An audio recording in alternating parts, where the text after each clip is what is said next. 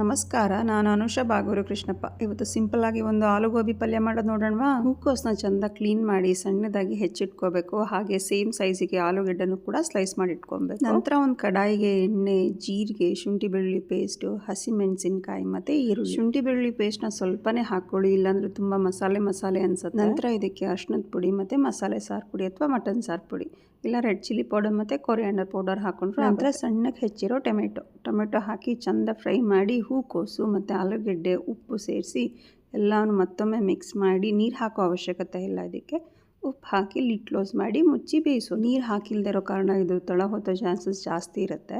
ಅದಕ್ಕೋಸ್ಕರ ನೀವು ಪದೇ ಪದೇ ಕೆದಕ್ತಾ ಇರಬೇಕು. ಲಾಸ್ಟಿಗೆ ಒಂಚೂರು ಕೊತ್ತಂಬರಿ ಸೊಪ್ಪು ಮತ್ತು ಚಿಕನ್ ಮಸಾಲ ಅಥವಾ ಮಟನ್ ಮಸಾಲ ಅಥವಾ ಗರಂ ಮಸಾಲ, ನಿಮ್ಗೆ ಯಾವ್ದು ಅನುಕೂಲ ಆಗುತ್ತೋ ಅದು. ಇದು ರೊಟ್ಟಿ ಚಪಾತಿಗೆ ತುಂಬ ಒಳ್ಳೆ ಕಾಂಬಿನೇಷನ್, ಹಾಗೆ ಪೂರಿಗೂ ತುಂಬ ಚೆನ್ನಾಗಿರುತ್ತೆ. ತುಂಬ ಸಿಂಪಲ್ ಅಲ್ವಾ? ನೀವು ಟ್ರೈ ಮಾಡ್ತೀರಾ ತಾನೇ? ಟ್ರೈ ಮಾಡಿ ಹೇಗೆ ಬಂತು ಅಂತ ತಿಳಿಸಿ. ನಾನು ಇದನ್ನು ಚಪಾತಿ ಜೊತೆ ಪೇರ್ ಮಾಡಿದ್ದೆ. ಇದು ನಮ್ಮ ದೊಡ್ಡಕ್ಕ ಹೇಳ್ಕೊಟ್ಟಿದ್ದ ರೆಸಿಪಿ. ಅವಳು ಪೂರಿ ಜೊತೆಗೆ ಮಾಡ್ತಾಳೆ. ಅದ್ರ ಜೊತೆಗೆ ಟೊಮೆಟೊ ಈರುಳ್ಳಿ ಚಟ್ನಿ ಕೂಡ ಮಾಡ್ತಾಳೆ. ತುಂಬ ಚೆನ್ನಾಗಿರುತ್ತೆ ಕಾಂಬಿನೇಷನ್ ಎರಡಕ್ಕೂ. ನೆಕ್ಸ್ಟ್ ಟೈಮ್ ಅದನ್ನು ಖಂಡಿತ ಶೇರ್ ಮಾಡ್ತೀನಿ. Thanks for watching. Have a good day.